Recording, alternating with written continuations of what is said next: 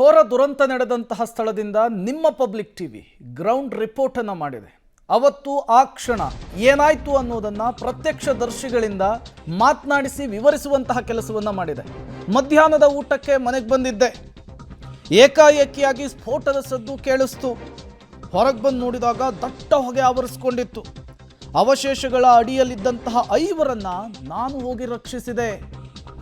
ಆ ಕ್ಷಣದ ಭೀಕರತೆ ಹೇಗಿತ್ತು, ಆ ಕ್ಷಣದಲ್ಲಿ ಇವರು ಕಂಡಿದ್ದೇನು ಅಂಥೇಳಿ ಸ್ಥಳೀಯ ಮೋಹನ್ ಪಬ್ಲಿಕ್ ಟಿವಿ ಜೊತೆಗೆ ಮಾತನಾಡುತ್ತಾ ಎಕ್ಸ್ಪ್ಲೇನ್ ಮಾಡಿದ್ದಾರೆ.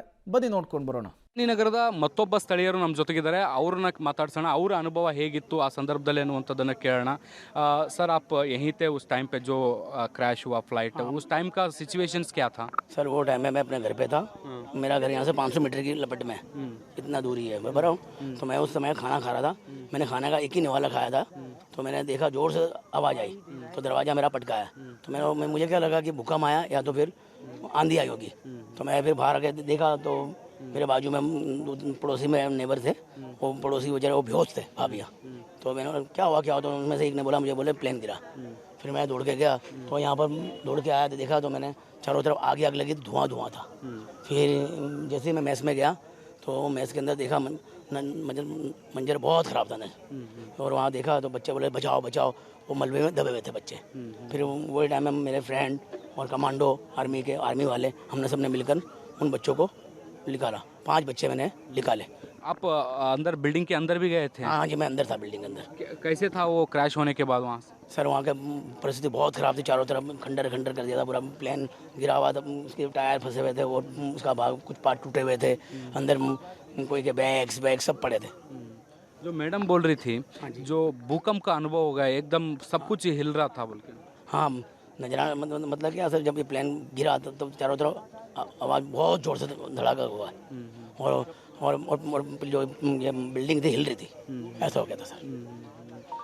आज ऐसे पहले भी आपको लगा था कभी बिल्डिंग, मतलब बहुत नीचे से फ्लाइट जाता है ना?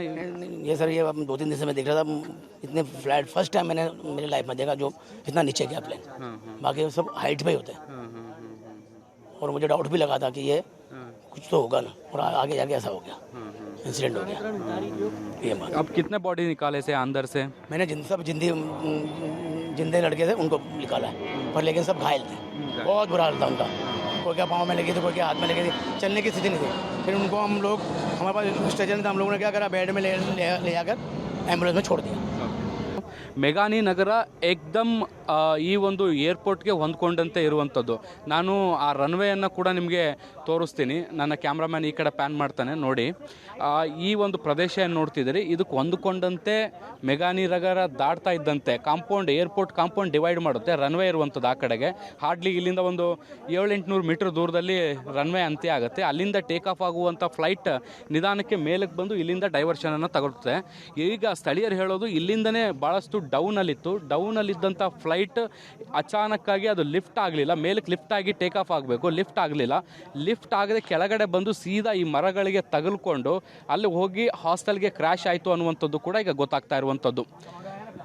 ಈ ಮೂಲಕ ಈ ಒಂದು ಇಡೀ ವಿಮಾನ ಸಂಪೂರ್ಣವಾಗಿ ಧ್ವಂಸ ಆಯಿತು, ನಾಶ ಆಯಿತು. ಈ ಸಂದರ್ಭದಲ್ಲಿ ಇಡೀ ಪ್ರದೇಶ ಏನಿದೆ ಭೂಕಂಪದ ಅನುಭವಕ್ಕೆ ಸಾಕ್ಷಿ ಆಯಿತು ಅನ್ನುವಂಥ ನಿಟ್ಟಿನಲ್ಲಿ ಸ್ಥಳೀಯರು ತಮ್ಮ ಅನುಭವಗಳನ್ನ ಹಂಚ್ಕೊಳ್ತಾ ಇದ್ದಾರೆ. ಕ್ಯಾಮ್ರಾ ಪರ್ಸನ್ ಜಿತೇಂದ್ರ ಕುಮಾರ್ ಜೊತೆ ಶಬ್ಬೀರ್ ನಿಡಗುಂದಿ, ಪಬ್ಲಿಕ್ ಟಿವಿ, ಅಹಮದಾಬಾದ್. ಅಹಮದಾಬಾದ್ನ ಇಂಟರ್ನ್ಯಾಷನಲ್ ಏರ್ಪೋರ್ಟ್ನಿಂದ ಕೂಗಳತೆಯ ದೂರ, ಈ ಘಟನಾ ಸ್ಥಳ ನಡೆದಂತಹ ಕೂಗಳತೆಯ ದೂರದಲ್ಲಿದ್ದಂತಹ ಜನರು ಅವತ್ತು ಆ ಕ್ಷಣದಲ್ಲಿ ಏನಾಯಿತು ಅಂಥೇಳಿ ಪಬ್ಲಿಕ್ ಟಿವಿಯ ಎದುರು ಮಾತನಾಡ್ತಾ ಹೇಳಿದರು. ತಮ್ಮ ಕೆಲಸದಲ್ಲಿ ತಾವು ತೊಡಗಿಸ್ಕೊಂಡಿದ್ರು. ಇದ್ದಕ್ಕಿದ್ದ ಹಾಗೆ ಶಬ್ದ, ಹೊರಗೆ ಬಂದು ನೋಡಿದರೆ ಬೆಂಕಿ, ಹೊಗೆ, ಕೂಗಾಟ, ಚೀರಾಟ ಎಲ್ಲವೂ ಕೂಡ ಕೇಳಿಸ್ತಾ ಇತ್ತು ಅಂಥೇಳಿ ವಿವರಿಸ್ತಾ ಇದ್ರು.